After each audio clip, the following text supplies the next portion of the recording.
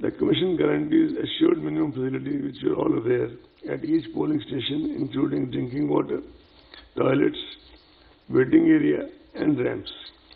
Additionally, polling stations will now be infused with sanitizers, masks, soap, and water for rinsing and other necessary equipment to handle any health emergency.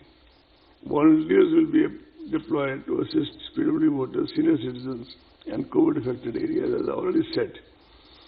All necessary and administrative and security protocols have been put in place for EVMs and VVPATs, including randomization, FLC, movement and storage protocols, and multi-layer security cover.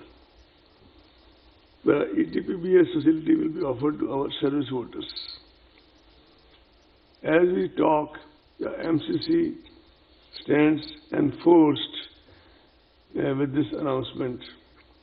The Commission has already made elaborate arrangements for ensuring the effective implementation of MCC guidelines. You are also aware that Honorable Supreme Court, a lot of very vigilant citizen groups and the Commission itself have been very particular about this issue of criminal antecedents. Candidates with criminal antecedents are required to publish information in this regard in newspapers and TV channels on 3 occasions during the campaign period. Now it's also mandatory for political parties to upload on their website detailed information regarding individuals with pending criminal cases selected as candidates, along with reasons for such selection, and also why other individuals without criminal antecedents could not be selected. The Commission had issued a circular, I am sure you have all gone through it very thoroughly, on 11 September 2025, clarifying the earlier guidelines and updating them further. The Commission has a multi-pronged, multifaceted, comprehensive strategy for curbing the use of money power in elections through an elaborate mechanism of SSTs, FSTs, and expenditure accounting. Our friends in media are also aware that we have been appointing in the last few elections, wherever required, only where required and need-based, special expenditure observers. Depending on the inputs on the field, which you already have in plenty, we shall be doing the same this time in Bihar elections, as well as, if required, in the by-elections to the states.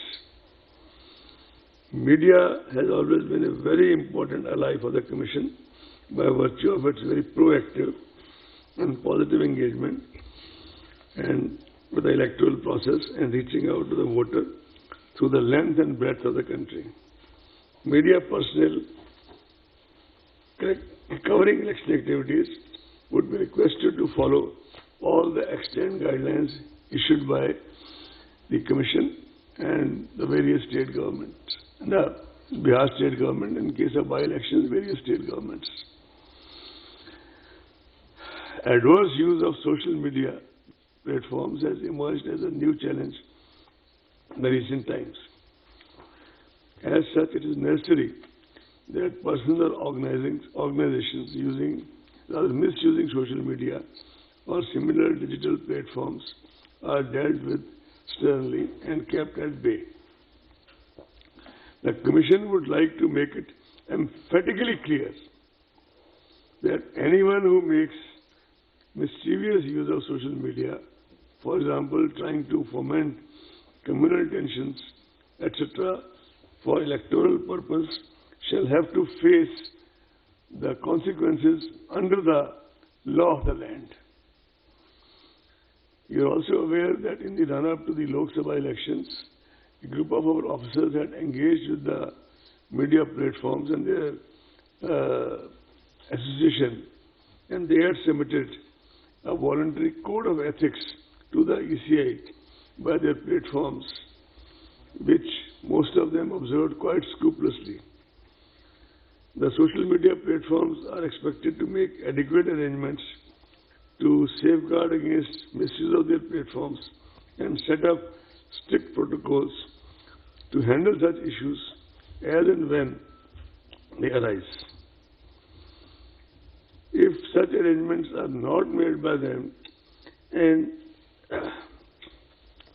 they would not be allowed to take the pretext of being only the providers of platform and shall be held responsible if necessary action is not taken by them promptly and adequately.